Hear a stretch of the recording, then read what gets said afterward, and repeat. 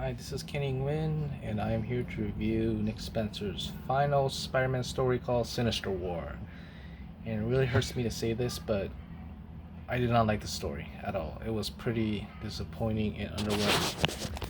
People are going to be like, Kenny, you need proof. Okay, I'll give you proof of how this event was kind of disappointing. Well, bam! That's the critical reviews for Sinister War. That's the reviews from critics.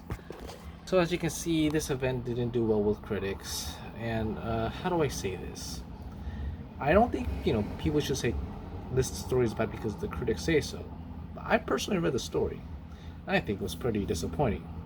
Now, I will say what I really liked about the story was that it undid sins past, and I gotta give props to Nick Spencer about this. Hold on. Okay. So I liked how in this story, it turns out that Harry Osborn may have created the clone of Gwen Stacy, and that he may have created a clone of Sarah and Gabriel Stacy, which were the kids for Norma Osborn and Gwen Stacy. Nick Spencer retcons Sins Past, and Sins Past was a story where Spider-Man's arch enemy has sex with Spider-Man's girlfriend. It's pretty bad. So I liked how it you retconned that, but my problem is that it wasn't built up. It was just random. It did not have any hype to it. If this run had any hints to retconning Sins Past, it would be amazing, a masterpiece. But it didn't, and it's just something you realize that most of the other issues had no part except this final issue. The second thing that I did not like about this event was that it had inconsistent art. I'll just give you a little quick preview. Hold up.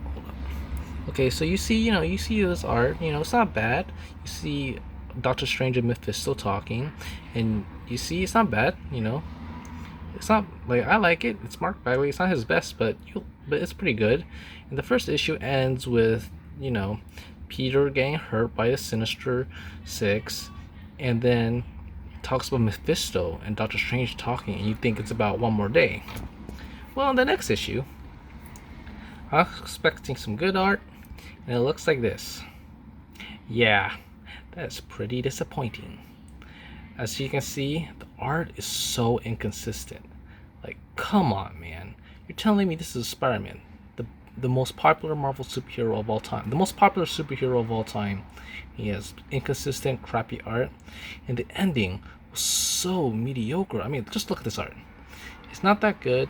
And then the story ends where Doctor Strange literally touches...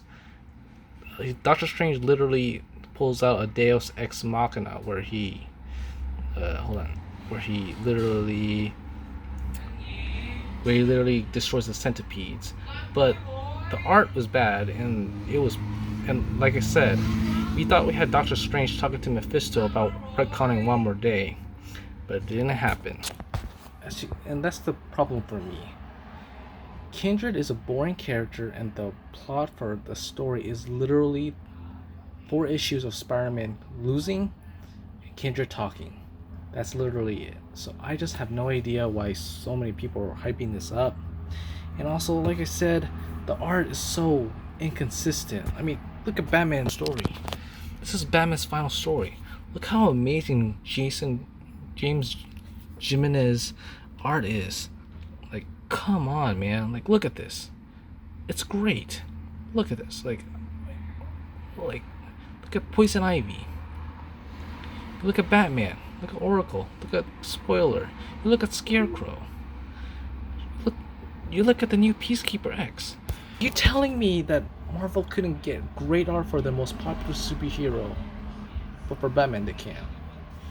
So for me, this story was a disappointment because it had inconsistent art. The same issue had literally the same story for 4 issues, and there was no build up to Sins Past. And also, Kindred is a boring character. He's a person who keeps on talking about sins and just stands around. So overall, I'm gonna give this story a 5 out of 10. Sorry guys, like I said, I didn't like it because sluggish pacing, inconsistent art, and no build up for Sins Past. That's it. See ya.